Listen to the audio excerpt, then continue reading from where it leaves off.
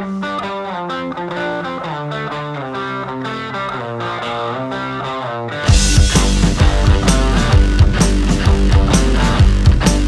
going on, guys? Zach here with UndergroundStrength.tv, and I'm next to my computer monitor here and pulling out some email Q&A. This is the easiest way for me to really get to you guys and answer your questions thoroughly.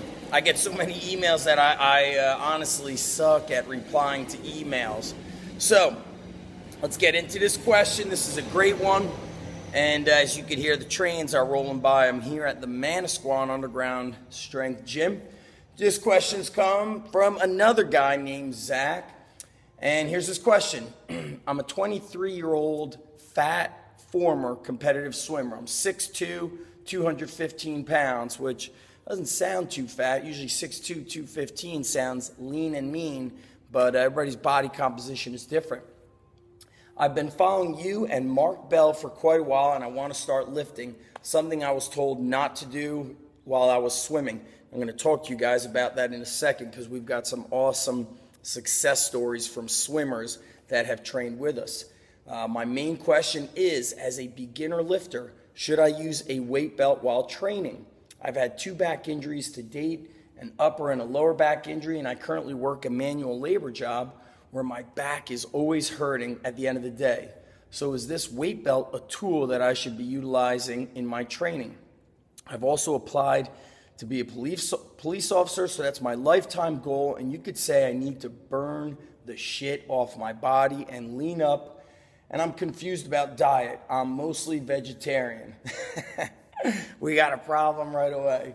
I do eat seafood though. I've been running 3 times a week for the past month, usually 3 miles at a clip, and I'm not noticing any body fat change. I've got a membership to the local YMCA, so I've got access to a power rack, free weights, and I'm currently in the process of making some equipment that you listed in the Encyclopedia of Underground Strength and Conditioning, as well as the Gladiator Project. Those of you guys that want to find my programs, Encyclopedia, the Gladiator Project, it's all at undergroundstrength.tv. So Zach finishes here saying, I just need some great no bullshit advice, and I wanted to come to the best source I could think of. Thank you. Zach, first of all, thank you, and thanks for the props. We've had swimmers train here, and they squatted, deadlifted, rowing, pushing, pulling, bodyweight exercises, sprinting. And these guys were 2 different swimmers. One of them was a sprinter who I think swam the 50 or the 100 meter. He won the nationals in the 100 meter, and I believe that was his junior year in high school. Then he had a girlfriend and he disappeared. So he lost that focus. We had another swimmer who was more of a distance swimmer, and he was breaking records, setting PRs and swimming all the time. So that goes to show you that being stronger, when it's combined with sport or when it's combined with some sort of a specific training that you're getting after, you will improve athletic performance, not just from the physical standpoint, but also from the mental, the emotional, the psychological standpoint. Just adding confidence, knowing that you've done the work, gives you an edge.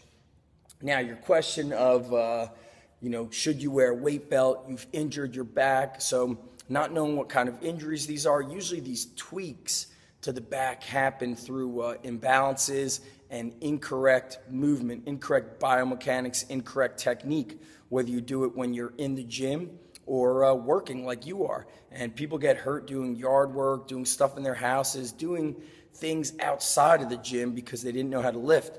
And you mentioned Mark Smelly Bell, and he always told me, how much can I charge somebody to train with me once?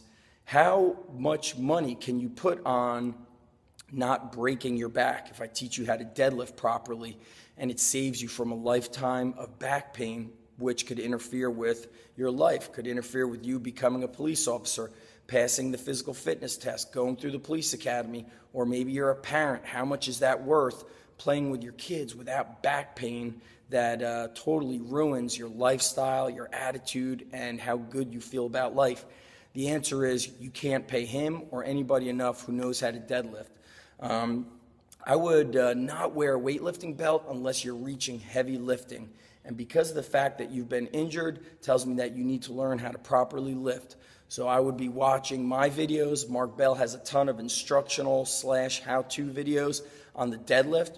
I want you to study them and watch them and deadlift with very light weight. My motto is, if you kill the deadlift, it will kill you. Now, you could also strengthen your back through other ways. You could be doing lunges. You could be doing kettlebell goblet squats. You could be doing all kinds of stabilization ab exercises, planks, side planks. There's many plank variations. You should strengthen your body as a whole, not so much just your back. Now, if you're doing a lot of manual labor, which you said you already are deadlifting all day and clean and pressing all day. So you might need to train around that. Your work, your working out at work is your deadlifting and your clean and pressing. So instead of doing that stuff at the gym, now you're almost going to do supplemental work. Kettlebell swings, all kinds of lunges, split squats, reverse lunges, dumbbells, barbells, various farmer walks, but offset farmer walks. One kettlebell here, one at your side, doing a lot of abdominal work, lat pull downs, chin-ups, recline rows, all kinds of posterior shoulder work, working on your posture. And when you learn how to deadlift, now you're going to be safer, smarter, more efficient at work. So maybe you're picking up stones or pushing around wheelbarrows. You're going to be lifting those objects always with a flat back, not rounded over. You're going to engage and keep your stomach tight while you're doing your work at work. And what's interesting is Jim Wendler, and I know I'm dropping names here, he said, how lazy are we that our lives are so pathetic that we need to create workouts because we don't work during our day. We're sitting around all day. Whereas people, of course, decades and decades ago who all had manual labor jobs, they did the quote-unquote workout. So I wouldn't wear a weightlifting belt unless you're really pushing and maxing out.